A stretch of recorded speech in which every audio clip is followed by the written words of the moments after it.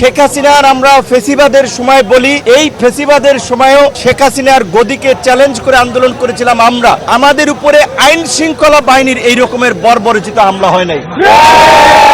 তাহলে এইটা একটা টার্গেট অপারেশন ছিল, আমাদেরকে টার্গেট করে অন্যদেরকে মেসেজ দেওয়ার জন্য এই হামলা পরিচালিত হয়েছে। আমার নাকের দিকে তাকালে দেখবেন আমার ডান নাক, এই নাকের কিন্তু ডান সাইড দিয়ে বাঁকা, কারণ এই ফ্র্যাকচারের কারণে প্লাস এখানে ডেভিয়েশন আছে। এই মেজর অপারেশনটা এবং সামগ্রিক মূল্যায়নের জন্য আমরা সিঙ্গাপুরে গিয়েছিলাম। ডাক্তার বলেছে এইটা প্রথম 2-1 সপ্তাহ, ঘটনার 2-1 সপ্তাহ পরে করতে অথবা 4 মাস পরে। তারা জানুয়ারিতে ডেট দিয়েছে।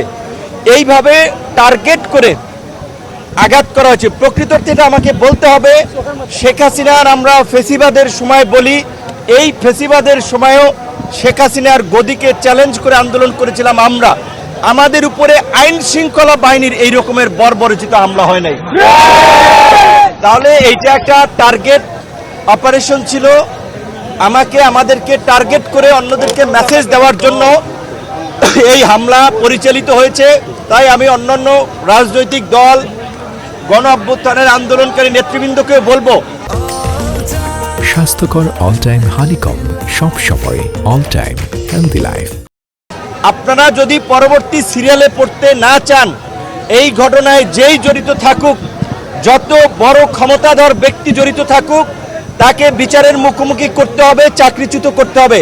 কিন্তু দুঃখজনক আমরা দেখতে পাচ্ছি ওই গতানুগতিক তদন্ত কমিটি গঠিত হয়েছে, মিটিং চলছে, প্রতিবেদন আলোর মুখ দেখে না। এই যে প্রায় 35 দিন হয়ে গেছে, একটা বিচার বিভাগীয় তদন্ত কমিশন করেছে, তাও তাদের কর্মকাণ্ড কিন্তু আমরা গাফিলতি দেখতে পাচ্ছি।